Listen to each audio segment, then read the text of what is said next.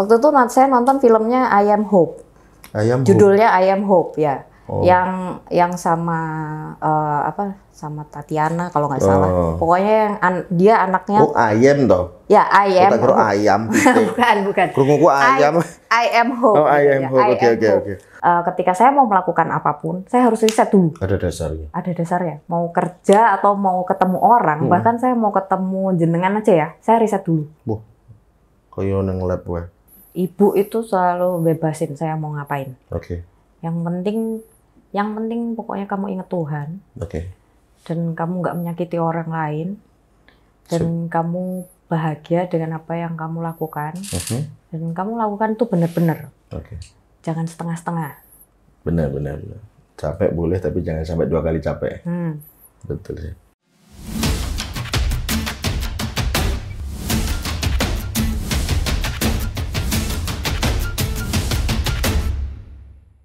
Assalamualaikum warahmatullahi wabarakatuh. Kembali lagi di podcast Sobat Mas Bagus. Kali ini Sobat Mas Bagus kedatangan narasumber di mana beliau adalah pecinta kesenian. Mari kita perkenalkan dengan Mbak siapa? Halo. Saya Sela. Asli ngendi, Mbak? Asli Temanggung. Temanggung? Iya. Saya lahir di Temanggung. Lahir di Temanggung. Ya, besar di Surabaya. Terus SMA balik Temanggung, kuliah di Jogja. Dari kecil suka seni? Saya suka baca awalnya. Saya suka baca komik. Komik kalau menurut saya termasuk seni juga ya. Iya kan? Betul. Terus dari komik ke novel. Dari novel ke film. Oke. Dari kapan nih Mbak suka membaca? Dan kenapa harus seni? Dari saya bisa baca. Wah, angel ini. SD lah ya. SD, ya. SD. Saya punya dulu sama bapak ibu saya, setiap minggu itu ada jatah Gramedia. Oh, ke Gramedia. Ya, jadi ke Gramedia tahun berapa itu? Saya punya jatah 50.000 untuk beli apapun, terserah. 2008-9 lah. Aduh, jauh lebih tua? Lebih lama daripada itu, Mas. Oh, ya, pokoknya zamannya komik, harga cuma 3.500. Oh. Jadi 50.000 tuh bisa dapat komik banyak. Oke. Untuk dibaca di rumah. Untuk dibaca di rumah. Kenapa Mbak kok senang seni? Emang nggak suka yang lain apa? Karena karena wanita kan biasanya suka model, suka apa. Kenapa harus seni? Karena apa ya? Kalau waktu itu mungkin karena saya tomboy dulu ya, kecil ya. Saya kecil itu tomboy, terus ibu saya juga working mom gitu. Jadi ibu saya tuh bekerja, bapak saya juga bekerja, terus saya tuh di rumah itu sama mbak gitu kan. Jadi nggak ada figur yang feminim gitu, nggak ada. Jadi, semuanya tomboy. Jadi apa ya? Jadi ya nggak ada figur feminim gitu ya. Jadi saya kayak saya cari-cari mungkin ya, cari-cari dunia sendiri mungkin waktu itu. Apa sih saat ini senenganku apa gitu ya? Dan ternyata menemukan keasikan di baca komik itu tadi. Gitu. Oke. Terus dari perjalanan Mbak sampai sekarang sibuk apa jenengan? Saya punya agensi kreatif namanya Kamar Biru, Creative Agency. Kami mengerjakan concern di desain. Apapun desain. Ya. Sekarang akhir-akhir ini lebih banyak ke event design. Event design. Ya. Mulai dari kapan tuh, Mbak? Mulai dari 2009. Suwi ya? Udah lama. Suwi. Selain itu, apa lagi kesibukan yang jenengan? Kalau untuk dalam bidang seni ya? Dalam bidang seni, saya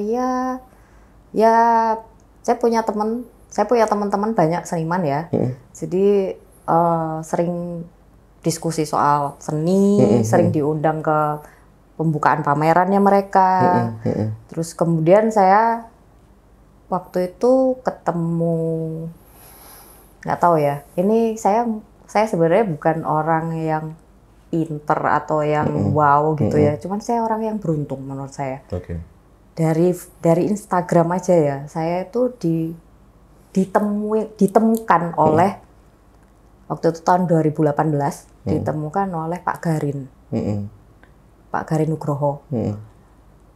Saya follow beliau karena saya suka gitu. Saya waktu itu nonton film beliau dan saya suka. Kemudian saya tuh orang yang penasaran kan. Ketika nonton film atau apapun gitu, saya cek ini film siapa gitu. Siapa yang bikin gitu kan. Terus Garin Nugroho gitu. Terus saya cek apakah ada Wikipedia-nya kayak atau ada Instagram-nya gitu. Ternyata ada, saya follow. Di follow back sama beliau. Ya, sama beliau di follow back. Terus di DM, terus jadi kenalan. Gitu. Dari Pak Garin waktu itu sempat ada tawaran untuk main filmnya beliau. Terus? Gitu. Tapi karena suatu hal ternyata nggak jadi karena jadwal beliau dan jadwal saya juga nggak ketemu akhirnya nggak jadi. Terus ya udah, akhirnya udah. Terus kemudian ada lagi setelah Garin Nugroho ada artis terkenal ibu kota Bapak Tio Pakusadewo. Itu juga saya suka karena di filmnya waktu itu nonton film. Kemudian ini kok ternyata keren juga ini actingnya gitu kan. Terus waktu itu saya lihat ada tatonya. Karena saya punya tato kan, saya punya tato. Itu udah punya tato Mbak waktu itu? Waktu itu saya udah punya tato. Terus waktu itu saya nonton filmnya I Am Hope. Judulnya I Am Hope ya. Yang sama sama Tatiana kalau nggak salah. Pokoknya yang dia anaknya. Ayam toh? Ya, I Am. Ayam. Bukan. Krungu ayam. I Am Hope. I Am Hope. Oke. Nah, jadi anaknya kena cancer dan waktu itu Pak Tio jadi bapaknya gitu. Dan waktu itu dia bajunya dilinting gitu kan, terus ketok tatonya gitu. Terus tatoan gitu. Ini tato tenanan ora gitu. Kan jarang ya orang artis Indonesia yang dengan gamblang pada tahun itu dengan gamblang menunjukkan tato gitu. Karena pada waktu itu belum jadi tren tato itu. Betul. Terus saya search ini siapa namanya gitu kan. Ternyata Tio Pakusadewo gitu. Terus akhirnya saya cari Instagramnya.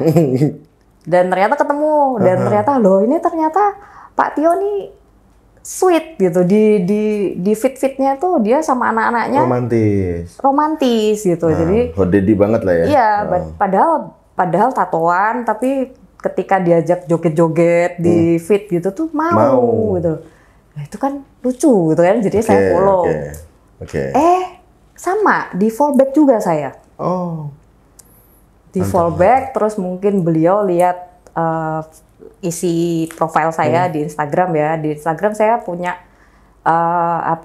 hasil-hasil kerjanya Kamar Biru Kreatif itu, hasil-hasil 3D design, booth design, stage design itu ada di situ semua kan.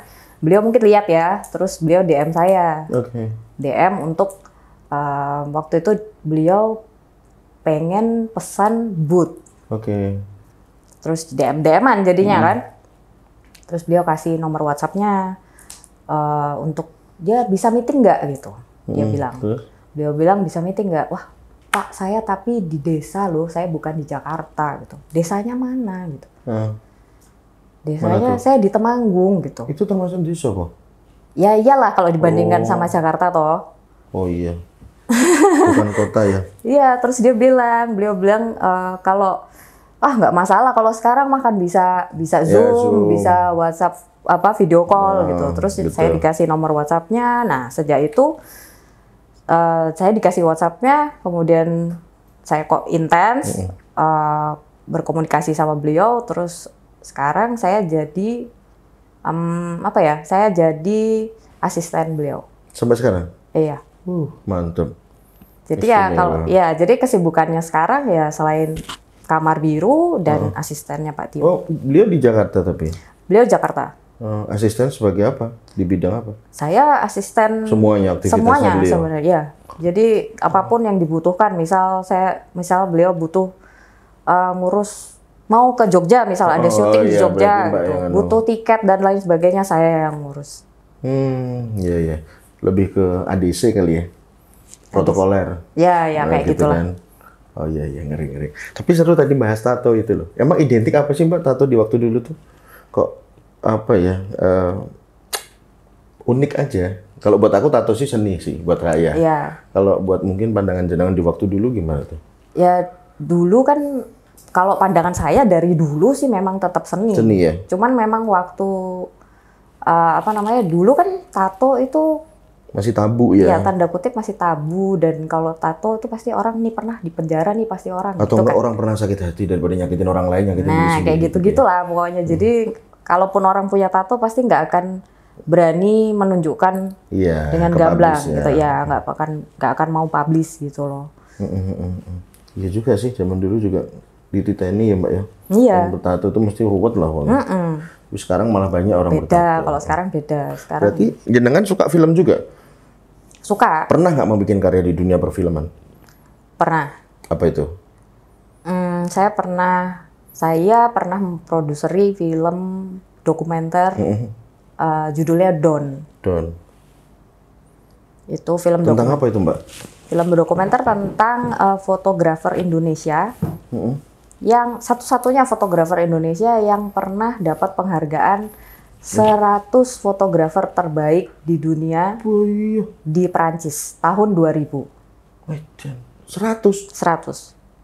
Cuman dia toh? Ya, cuman dia toh yang dari Indonesia. Terus?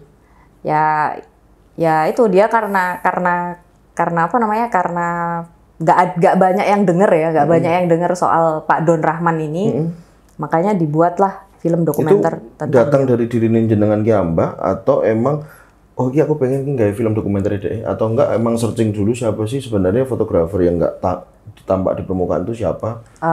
Bukan dari saya sendiri. Dari ada teman saya namanya Pak Adam Herdanto, beliau. Dari beliau. Ya, dari beliau. Beliau yang lebih mengenal Pak Donnya gitu kan. Jadi beliau datang ke saya, ini dia menjelaskan Pak Don ini seperti ini. Terus bagaimana kalau kita bikin film dokumenter tentang beliau, karena beliau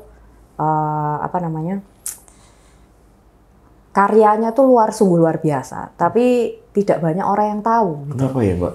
Kenapa tuh? Kok nggak banyak orang yang tahu? Ya karena fotonya tuh, jadi dia fotografer etnofotografi. Etnofotografi itu adalah jadi dia memotret apa adanya, gitu. Maksudnya bukan motret model atau memotret tapi aktivitas sosial ya. Dia motret orang jual sayur di pasar, orang di gunung lagi entahlah apa kayak gitu-gitu. Jadi mungkin kalau misalkan di luar mungkin di luar negeri mungkin ada ya orang yang ada yang kayak gitu juga. Ada yang sangat menghargai itu ya, tapi saya rasa mungkin di Indonesia mungkin kurang gitu. Jadinya mungkin Pak Adam punya keprihatinan itu gitu, kemudian menyampaikan ke saya, terus saya juga merasa oh iya betul juga ya, kok nggak banyak ya orang yang kenal sama beliau gitu kan. Jadi ya boleh lah gitu, akhirnya saya menyambut ajakan beliau untuk menyambut ajakan Pak Adam untuk membuat dokumenter itu ya? Membuat dokumenternya Pak. Terus jadi hasil apa yang jenengan dapat setelah jenengan mencoba menggali sebuah cerita beliau itu, terus sampai bikin dokumenter, dan setelah itu impact apa terbesar yang ada dalam jenengan? Impactnya adalah ternyata film tersebut itu masuk ke dia masuk ke rekomendasi dari Asosiasi Film Dokumentaris Indonesia untuk masuk ke nominasi di FFI pada tahun 2022. Iya. Itu buat saya waktu itu saya pertama kali memproduseri film. Jadi produser Mbak di waktu itu ya? Iya, tapi tahu-tahu seperti itu gitu kan. Itu kan wow gitu kan. Dan itu saya nggak menyangka gitu. Saya nggak ada target waktu itu. Saya nggak ada target untuk apa gitu, nggak. Cuman kok ternyata hasilnya seperti ini. Wah, ini berarti memang mungkin jalannya di situ. Iya, mungkin jalannya di situ. Gitu. Tapi itu kan menurutku kan itu goals dalam konteks perfilman. Tapi kalau goals untuk pembawaan diri Mbak melihat ceritanya beliau sampai beliau tidak diakui dan jenengan yang dipercaya untuk mengangkat cerita tersebut dan berhasil, apa yang masuk dalam perasaan jenengan tentang beliau? Tentang Pak Don? Iya. Ya apa ya? Saya pengen lebih banyak orang dan lebih banyak anak muda zaman sekarang terutama ya tahu soal Pak Don. Ketika sekarang jadi fotografer itu kan sesuatu hal yang keren. Buat anak-anak zaman sekarang ya, zamannya saya juga tahunnya saya juga keren jadi fotografer. Tapi adakah yang punya sekomplikated Pak Don lah ya. Bukan sekomplikated, tapi adakah yang punya integritas seperti Pak Don gitu. Oke. Integritasnya Pak Don itu sangat potensinya dia sangat perlu dicontoh. Oke. Jadi beliau tuh benar-benar kayak beliau tuh ada ya pernah memotret seekor anjing. Itu beliau benar-benar glosor. Karena anjingnya waktu itu kan posisinya tidur ya. Beliau tuh glosor, benar-benar glosor, dan dia tuh nggak yang bukan yang diturunin kameranya, bukan tapi diturunin kameranya, tapi beliau tuh glosor gitu. Terus kami kan yang Pak kotor loh Pak gitu, padahal Pak Don tuh sudah sepuh ya, nggak apa-apa gitu. Karena kalau misalkan quotes yang saya paling ingat dari Pak Don itu, kalau kita bisa memotret dari dekat, kenapa kita harus memotret dari jauh? Betul. Itu seperti hal orang mensikapi permasalahan lah. Kalau bisa kita selesaikan hari Senin, kenapa harus Selasa? Betul. Benar sih, benar.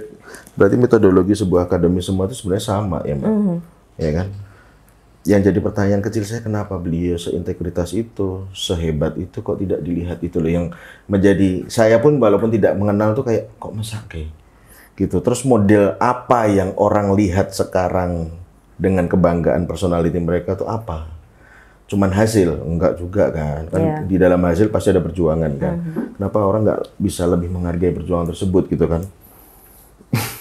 Unik itu tapi itu filmnya berarti di apa festival?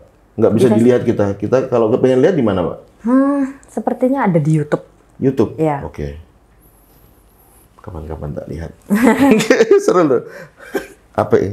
Tapi kalau gini Mbak, aku mau tanya, dalam dunia perfilman itu kan pasti ada like and dislike dalam sebuah prosesnya. Ya. Tantangan jenengan apa? Pertama kali terjun di dunia perfilman dan berinteraksi sosial terhadap kru-kru, itu apa tantangannya? Tantangannya di apa ya? Di detail. Detail ya? Ya. Oke. Saya termasuk orang yang detail. Saya nggak usah bikin film aja, saya nonton film aja. Saya tuh detail. Seorang kudu dikritik lah ya? Iya. Saya tuh nyinyir lah intinya. Ya wajar lah. Jadi kalau misalkan nonton film tuh, ini kenapa? Ya, ini kok jumping, gitu. kok jumping ini kayaknya tadi begini kok sekarang begini gitu. Itu saya sadar gitu loh. Okay. Jadi saya tukang nyinyir. Pokoknya jadi mungkin kalau misalkan ada orang yang ngajakin nonton film saya gitu, sebel karena saya tukang apa sih ini ribut gitu. Iya sih. Ya, gitu, karena suka dulu ya Mbak ya. Jadi sekiranya nggak sefrekuensi, kata kok aneh sih gitu kan. Iya. Terus analisanya piye kok bisa langsung ngono gitu ya. Tapi dalam pembuatan proses filmnya beliau Pak Don itu ada nggak apa hal-hal panjenengan dan kru itu yang kurang make sense dengan kemauan jenengan? Nggak ada sih kalau itu, nggak ada. Untuk detail, shoot semua aman ya? Karena ya aman itu, karena dokumenter ya. Karena kalau dokumenter kan mungkin lebih ke apa adanya. Oh iya. Jadi saya cuman khawatir sama ketika mengikuti Pak Don itu, karena Pak Don sudah sepuh itu tadi gitu. Jangan terlalu lama lah syutingnya, atau jangan terlalu, atau Pak Don disuruh istirahat dulu atau gimana kayak gitu-gitu lah. Cuman kayak gitu aja. Tapi kalau untuk detail gitu nggak masalah sih. Tapi setelah jadi beliau suka banget nggak, Mbak? Beliau suka. Aku rasa bayangin mesti nangis mesti. Iya loh, susah loh itu. Orang nggak ada yang mengapresiasi kan sama aja kan. Iya. Ya kita nggak usah bicara tentang usia 80 lah, anak muda yang nggak dianggap aja sakitnya bukan main. Apalagi. Gitu Mbak. Ya. Kalau setelah film itu, membuat film apa lagi? Setelah film itu apa ya? Saya pernah beberapa kali bukan jadi produser sih. Saya jadi pemain ya. Saya jadi pemain. Cuman filmnya nggak tayang. Dah. Kenapa? Nggak jadi tayang. Ya mungkin ada masalah di. Ya. Tapi sudah jadi, tapi nggak jadi tayang. Film lokal ya? Film lokal. Gitu. Kalau ngomongin lagi dunia perfilman, saya pengen tanya, dan ini mungkin apa ya? Ya karena saya nggak paham ya Mbak. Kalau setiap film itu kan ada taste of revenue. Jadi kalau kita ngomongin film India itu cenderung jangan joget-jogetan, ya kan? Cenderung dengan alay-alay, Melayu, penean, ngono lah, gitu. Yeah. Begitu juga Cina atau yang berbau adventure kan kayak gitu. Nah pertanyaan saya gini, sing menunjukkan bahwa suatu ketika saya melihat ini adalah film Indonesia itu apa? Horor. Wah, gitu ya? Ya kalau sekarang iya. Enggak, kalau dari inti ceritanya, kalau kita nggak usah ngomongin, nggak ada film horor lah contoh. Terus aku lihat, oh ini sih nggak emang Indonesia nih, gitu loh. Ini film Indonesia gitu. Entah mungkin dari apa, mungkin Mbak yang lebih ngerti. Film zaman sekarang atau dari dulu sampai sekarang? Iya zaman saiki lah, urip saiki ya. Dari apa ya? Dari kualitas soundnya. Kualitas sound. Ya. Itu aja. Kalau saya ya, kalau saya pribadi dari kualitas soundnya. Jadi kebanyakan film Indonesia itu apa ya? Back sound sama ketika suara si aktornya ngomong itu kencengan back soundnya. Iya apa enggak? Iya. Jadi kadang-kadang saya itu nggak dengar orang itu ngomong apa. Itu ciri khas film Indonesia. Kebanyakan. Iya. Jadi lebih banter back sound-nya daripada aktornya. Betul. Terus berarti ada nonton film ya, nonton Suara Buri berarti ya? Ya sebenarnya ya kedengaran dikit-dikit gitu. Cuman kalau saya cuman kedengaran, tadi ngomong apa gitu. Saya mesti kalau misalkan nontonnya harus diulang. Misal nonton di rumah gitu ya harus diulang gitu. Tapi kalau misalnya nonton di bioskop terus ya. Iya sih. Kayak ngulang toh. Oh, salah satunya itu ya Mbak ya? Salah satunya itu. Iya juga ya. Aku ya tak pikir-pikir iya sih. Film apa wae padu-padunan ya lu banter ngamblengnya daripada ngomongnya. Ya, betul kan? Iya. Apalagi kalau misalnya di bioskop kita nonton film Indonesia nggak ada teks. Iya. Iya kan? Karena kita orang Indonesia kali ya. Iya. Jadi kita nggak bisa tahu dia kalau misalkan dia ngomongnya ke lebih kenceng back sound-nya, ngomong apa tadi? Harus teliti ya. Iya juga ya. Iya, kecuali di platform-platform ya. Kalau itu kan pasti ada teks gitu, itu bisa baca gitu. Walaupun nggak dengar tapi itu bisa baca. Oh ngomong ini gitu. Benar. Tapi perkembangan film sekarang tuh menurut Mbak mantep nggak sih? Maju nggak sih? Karena aku lihat entah di bioskop, entah di YouTube juga orang kok lagi habit ngomongin horor gitu. Kalau mungkin kita orang lama ya, kalau kita bicara horor tuh kenapa sih nggak mencari horor-horor yang berbau horor yang real horor gitu, bukan cerita yang dihororkan gitu loh. Ini nanyanya berarti maju atau enggak gitu? Ya itu satu. Yang kedua, kenapa orang kok terlalu latah dengan sebuah kondisional itu? Kalau menurutku malah mundur. Mundur? Sorry to say, tapi malah mundur. Oke. Kenapa tuh Mbak? Karena ya itu tadi, karena mungkin ya, mungkin latahnya itu tadi. Oke. Ketika latah dan aji mumpung ya bahasanya. Jadi ini lagi banyak yang suka horor nih gitu. Udah bikin horor aja gitu. Oke. Jadi kok orang di kepribadian, bener nggak sih? Nggak punya kepribadian satu, dan mungkin bikin ceritanya terus jadi asal. Terus terlalu improve. Iya, asal dan terlalu improve, dan mungkin terus jadi lupa. Maksudnya ini make sense nggak? Ya itu loh, itu maksudku. Karena kalau begitu ngomongin horor yang gini ya, yang sering di bioskop sekarang, aku melewati zaman cilik.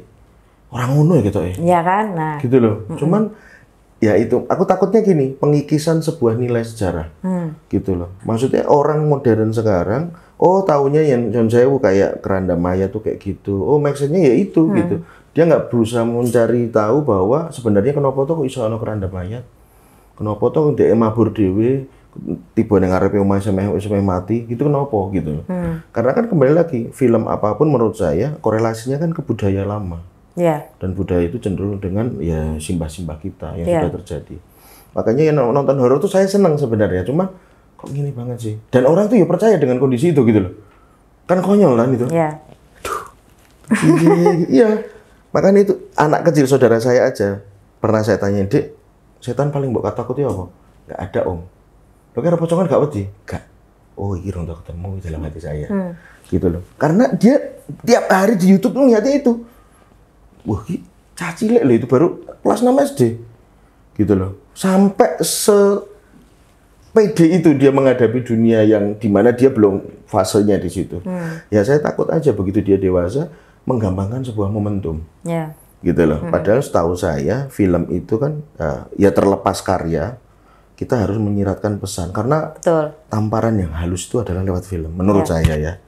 Gitu. Walaupun orang mengambil langkah lewat apa monggo, tapi film itu sebenarnya buat titik balik sebuah orang untuk berpikir ulang bahwa kehidupan sebelumnya itu lebih epic, lebih sederhana, tapi dia ngelewatin hidupnya ya slowly but sure banget gitu. Nggak terlalu yang kudu ono iki, kudu ono kuwi gitu kan. Film itu saya seneng mulai belajar juga. Pokoknya saya dan jenengan saya bisa sharing juga ya. Iya tak? Iya betul. Tapi fokus di film itu sebenarnya dari cerita apa dari produksi? Kalau saya bertanya, Mbak.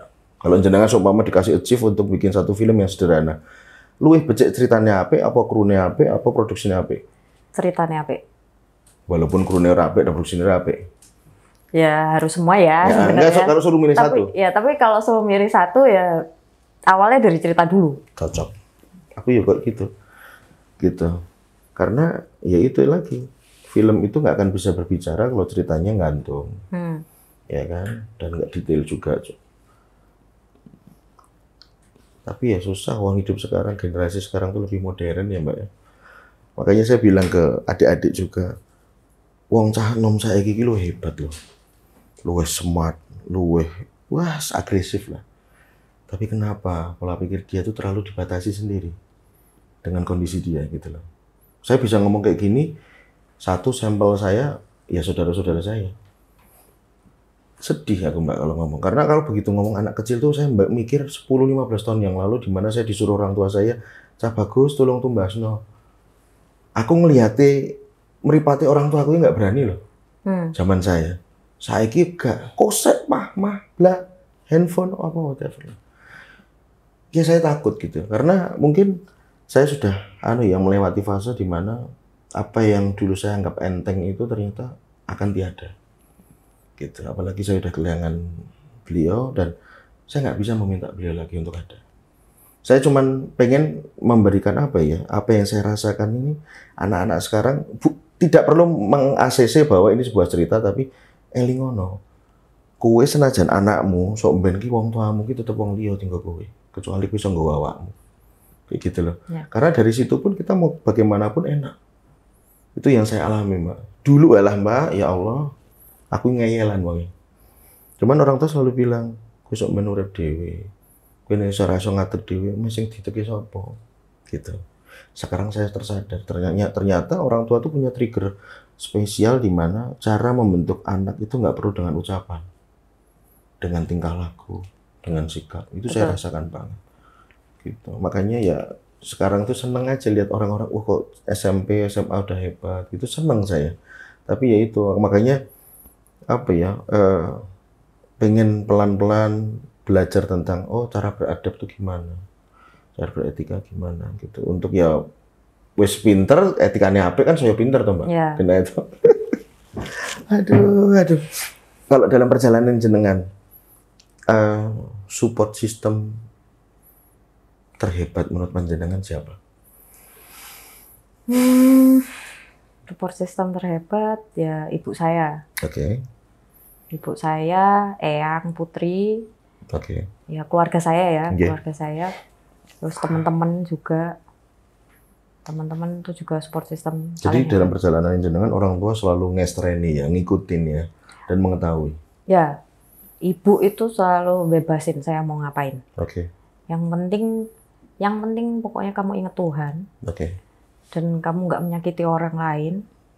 Dan kamu bahagia dengan apa yang kamu lakukan. Dan kamu lakukan itu benar-benar. Oke. Jangan setengah-setengah. Benar. Capek boleh, tapi jangan sampai 2 kali capek.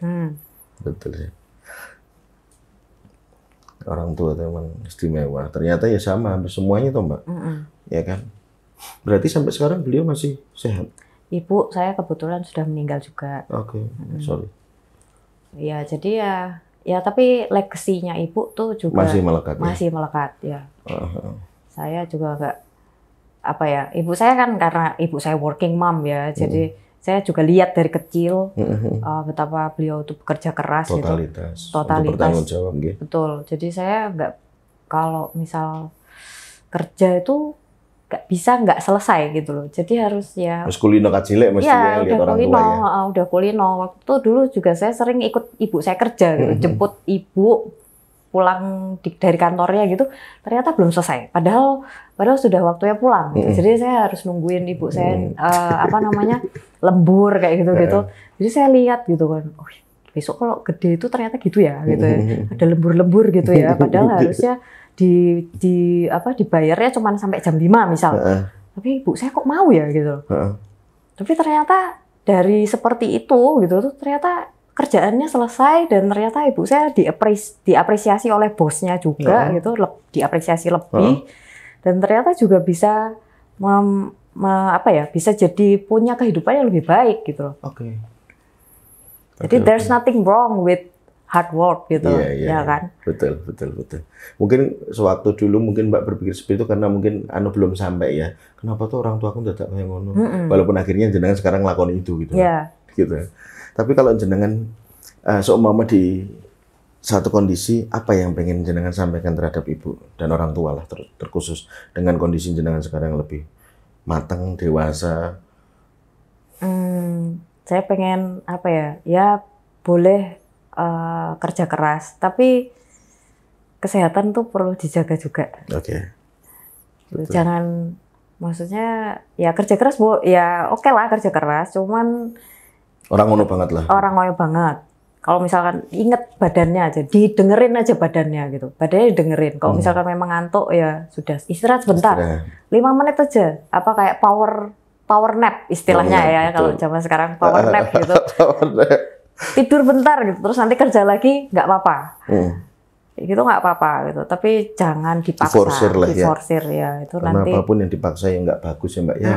Kalau nggak bagusnya nggak terjadi sekarang, bisa jadi terjadi besok. Oke. Numpuk-numpuk. Kalkulatif ya. Iya sih, benar. Emang kadang-kadang kalau orang fokus tuh kan lupa waktu ya. Iya. Nurutin nafsu kira neng entek. Betul. Ya kan, yang entek nus loro. Makanya saya juga sering bilang ke saudara saya, teguran Tuhan tuh cuma waktu saya sakit. Kalau saya nggak sakit nggak bakal ditegur. Kayak gitu. Kembali lagi Mbak di film. Menurut jenengan, pandangan jenengan tentang film yang ditayangkan di OTT itu apa? Di OTT apa ya? Film Indonesia atau film Indonesia apa? dulu aja lah. Film OTT yang khusus Indonesia. Yang khusus Indonesia. Kalau yang khusus Indonesia sih saya jarang ya lihat. Jarang. Cuman beberapa kali saya lihat itu sebenarnya nggak terlalu jauh beda sama yang beredar di non OTT. Oke. Bedanya cuman mungkin mereka lebih berani. Oke. Secara secara adegan, misal adegan dewasa gitu mereka lebih berani. Oke. Atau adegan atau kata-kata ketika berantem marah-marah gitu mereka lebih berani dari dialognya gitu. Paling cuman itu aja. Itu aja ya. Kalau yang luar negeri, yang barat. Kalau yang luar ya jelas ya bersama mungkin ya. Ya sama. Kalau misalkan luar dari kualitas, kalau misalnya yang kualitasnya bagus ya bagus. Bagus ya. Kalau enggak gitu sekarang sih OTT itu memang tetap ngejarnya tetap rating ya. Rating, betul. Tetap subscribers juga, gitu, tetap aja gitu. Jadi ya yang tadinya dikurasi dengan baik, sekarang jadi tetap aja ngejar subscriber. Iya, banyak peminat juga ya harus ya. Iya. Jadi ya on the way latah juga itu. On the way latah. Iya.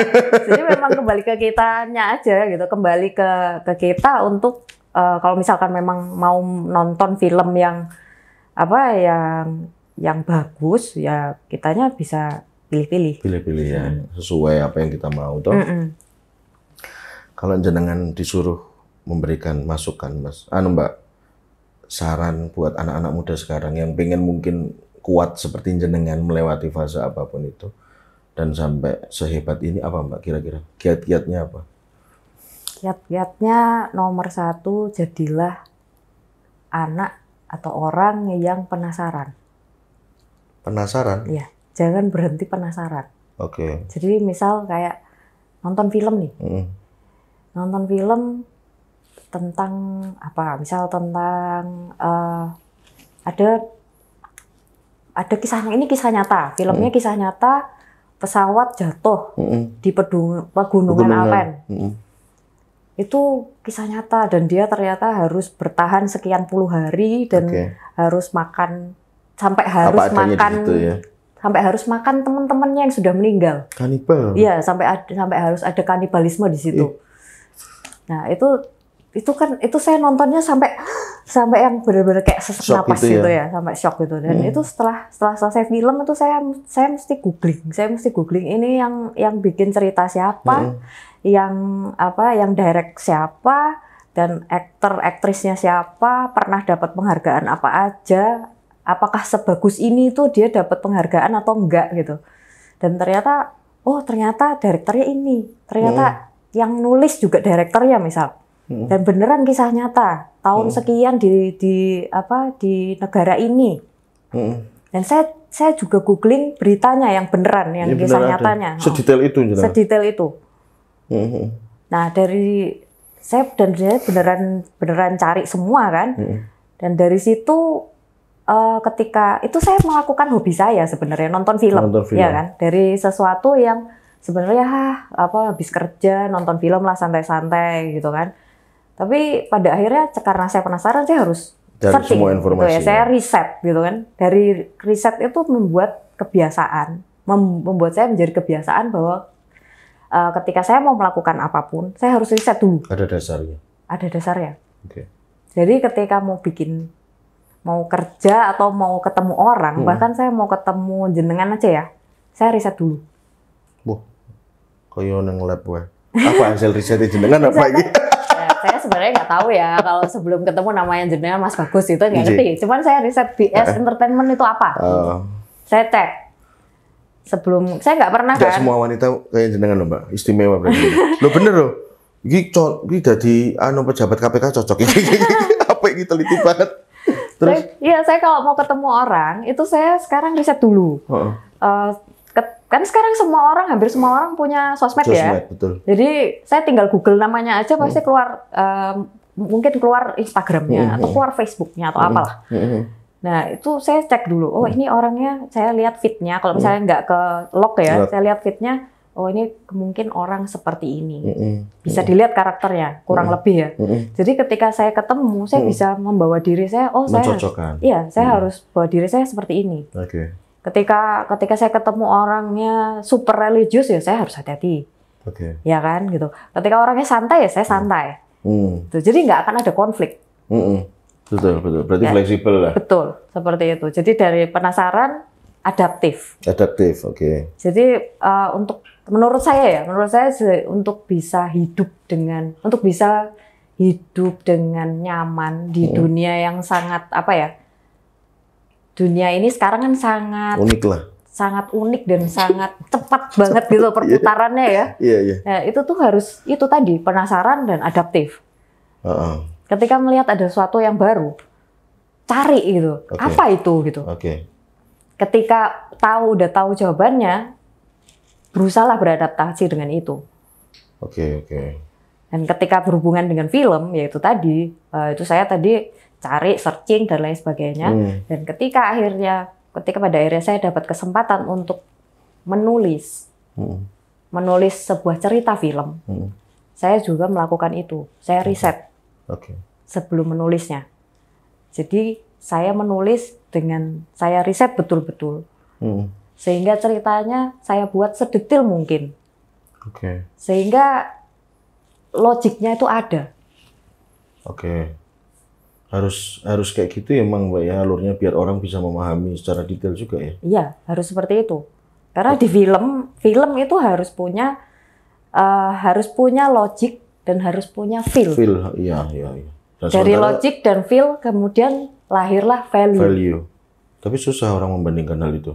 Iya, susah dibuat iya kan? gitu loh. Iya, susah dibuat, makanya banyak film-film yang saya lihat itu gawe ya gitu sudah gitu. Ketika saya nonton terus saya dapat apa? Nggak ada gitu. Berarti film itu termasuk harus ada buy-back-nya juga ya. Kita ngelihat ya kan, kita udah spend time juga, kita harus dapat edukasi ya. Iya. Oke. Benar. Selain habis adaptif apa cukup dua hal itu? Itu sudah mewakili hampir semua sih menurut saya ya. Kan Action kali ya. Kalau adaptif kan bisa ke banyak cabang. Riset juga penasaran bisa turun ke riset ya kan. Terus adaptif bisa turun ke yang tadinya nggak mau pakai kamera apa gitu, tapi karena harus karena keadaannya terpaksa harus pakai kamera B gitu, ya udah harus belajar ini. Ya belajar. Mau nggak mau ya. Mau nggak mau. Dengan kondisi ya Mbak ya. Mbak diminum dulu boleh nggak Mbak? Oh iya. Yang haus sebenarnya saya apa Mas? Bareng lah, katanya adaptif ya. Ada.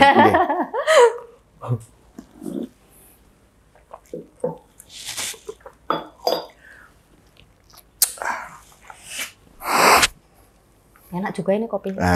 Siti mewah kok.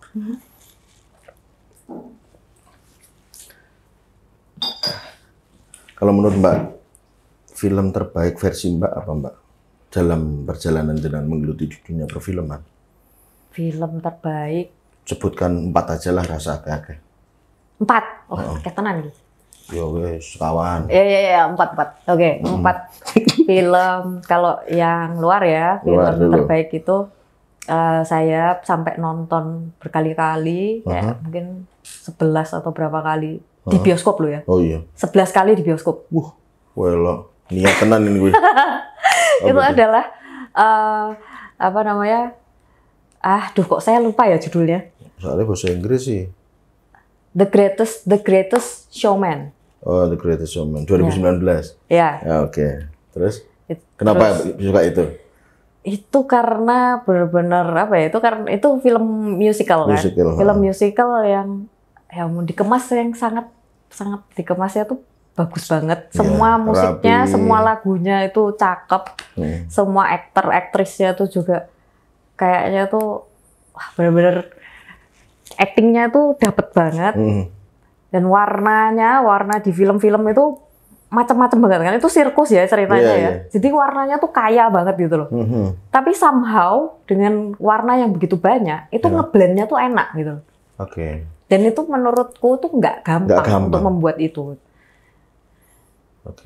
Jadi ya ketika nonton itu benar-benar saya sampai yang pertama ya, waktu pertama nonton itu saya sampai standing applause tuh. Di dalam bioskop tuh standing applause ya. Dewean. Apa itu? Lah merinding ya sampai nontonnya. Apa? Yang bikin jenengan suka film itu dari apa sih, Mbak? Dari baca komik. Enggak, film itu. Oh, film itu. Film si Greatest Showman itu ya. Di The Greatest Showman itu karena tadinya awalnya saya suka sama ceritanya. Sama aktornya. Hugh Jackman. Kan yang jadi Wolverine ya kan. Saya suka sama dia memang. Jadi saya ngikutin semua filmnya dia gitu. Nah, terus ini dia main film musikal nih gitu. Oh, dia bisa nyanyi gitu. Tadinya saya nggak ngerti. Tapi ternyata di situ bisa loh gitu loh. Dan suaranya bagus gitu.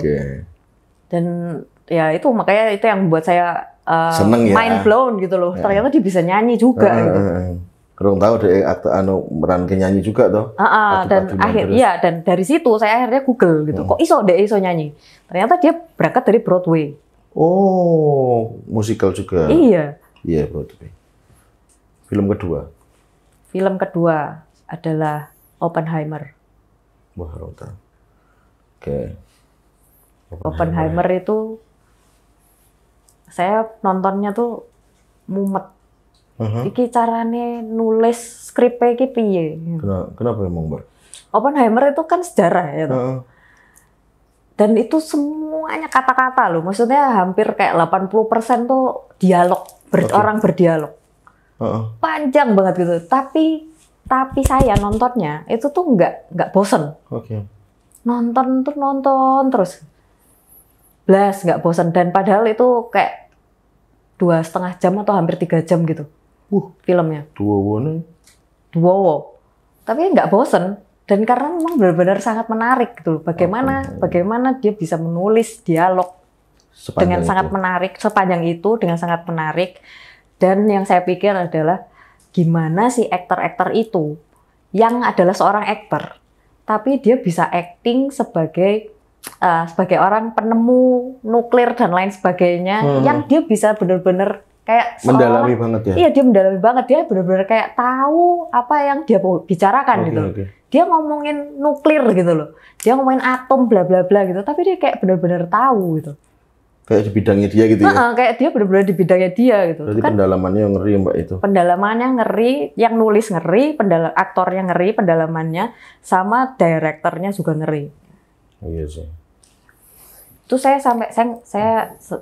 kan ngerokok ya. Saya nonton itu saya sampai lupa ngerokok. Saya nonton itu kan di rumah, bukan di bioskop. Berarti kalau nggak pengen ngerokok nonton itu lagi. Saya tuh sampai lupa, saya pegang rokok, saya sampai lupa nyedot. Lupa nyedot mah? Lupa nyedot kayaknya. Apa ini? Terhipnotis dengan ceritanya ya, Mbak? Saking terhipnotisnya. Bisa ya, mana ya? Saya baru sadar rokoknya udah meh entek ini toh, terus keselomot. Nah, siap. Coba banget keselomot. Oke. Film ketiga. Film Indonesia ya. Jadi 2 film luar, 2 film Indonesia. Sip. Film ketiga saya suka ini Petualangan Sherina. Oh iya, saya setuju kalau itu. Ya, Petualangan Sherina itu bagus. Yang lama toh? Ya, yang lama. Petualangan Sherina yang sebelumnya ya, yang masih kecil-kecil. Itu bagus. Waktu itu nonton saya juga masih rodok kecil. Saya belum lahir waktu itu. Alah. Randi TV ding, lebih tepatnya Randi TV aku. Jadi nonton, serius. Aku nontonnya SMP kok. Tenan. Petualangan Sherina kan ya? SD toh. Mesti SD toh. Aku nggak no TV. Saya lupa loh. Petualangan Sherina nonton di bioskop toh yo. Gak, aku nonton TV. Oh iya ding. Aku udah berarti nonton aku. Aku udah nonton. Itu pokoknya aku nonton di bioskop itu bagus sih. Maksudnya film musikal juga ya. Film musikal dan ya karena apa ya? Karena tata suaranya ada ahlinya sendiri juga, musiknya juga ada ahlinya sendiri, jadi beneran bagus gitu, nyanyinya nggak asal dan musiknya nggak asal, aktor-aktrisnya juga sesuai ya? Bagus dan sesuai gitu, jadi memang bagus. Istimewa itu ya? Istimewa lah. Dan kayaknya diteruskan yang gede tuh Mbak? Ya diteruskan yang Petualangan Sherina 2 ya sudah, tapi mereka sudah dewasa. Tapi beda ya Mbak menurut jenengan? Beda. Tapi anunya masih sama nggak sih, produser, direkturnya? Saya kurang tahu. Kurang tahu. Film keempat terakhir. Film keempat, film Indonesia lagi. Saya yang agak main blown juga. Ini Budi Pekerti. Boys, ya Budi Pekerti. Budi Pekerti itu yang Reza Rahardian itu bukan sih? Bukan ya? Bukan. Oh. Budi Pekerti itu siapa? Aduh, Angga Dwi. Bukan. Aduh, lali aku. Iya, pokoknya itulah. Lah, ya itu. Kenapa main pokoknya ada Dwi Sasono, ada Ine Febrianti, itu bapak ibunya. Kalau yang anak-anak mudanya saya kurang mengenal. Iya. Karena udah nggak generasinya beda ya. Iya. Jadi sudah nggak suka berondong-berondong gitu. Saya lebih suka bapaknya daripada Iya. Kenapa bikin jenengan berimprove? Ya itu karena ceritanya simple. Sebenarnya permasalahannya tuh sangat simple. Tapi ternyata tuh bisa melebar sangat luas gitu loh. Oke. Jadi permasalahannya tuh cuma dari dari sosial media. Itu sangat relate sekali dengan kehidupan sekarang ya. Kehidupan masyarakat yang ada. Iya sih. Iya kan? Sosial media tuh serem ya, kejem ya. Iya. Imbasnya sosial media kalau kita tidak bisa menggunakan sosial media dengan baik dan bertanggung jawab, itu jadinya bakal seperti itu gitu. Dikasih sampelnya ya. Betul. Dan sekarang kebanyakan orang-orang yang menggunakan sosial media, mereka lupa gunanya yang sebenarnya sosial media itu apa. Tujuan sosial media diciptakan itu untuk apa? Mereka tuh lupa.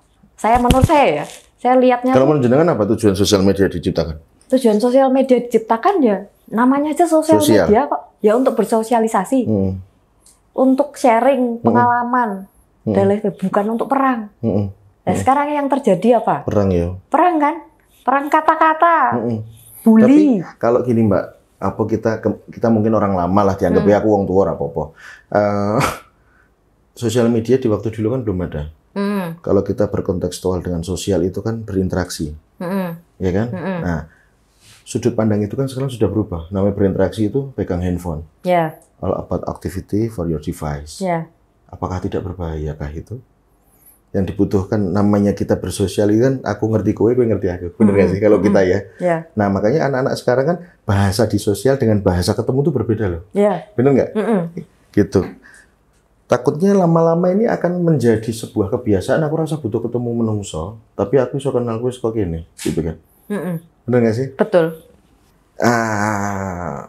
Satu lagi Mbak, ini mungkin pertanyaan yang sering aku pikirkan. Sebutkan 3 orang yang paling jenengan tresnani dalam hidup. Tresnani dalam hidup? Ya. Harus orang. Ya orang. Lah medeni tembok wah, guys. Ya.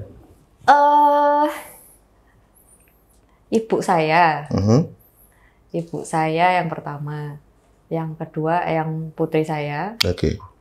Yang ketiga adalah om saya. Oke. Perjalanan jenengan panjang banget ya. Tapi kenapa di 3 nama itu nggak ada nama jenengan? Karena apa ya? Karena saya merasa masih kadang-kadang melakukan suatu hal yang merugikan saya sendiri. Jadi kadang saya masih marah sama diri saya sendiri. Kok goblok ya gue?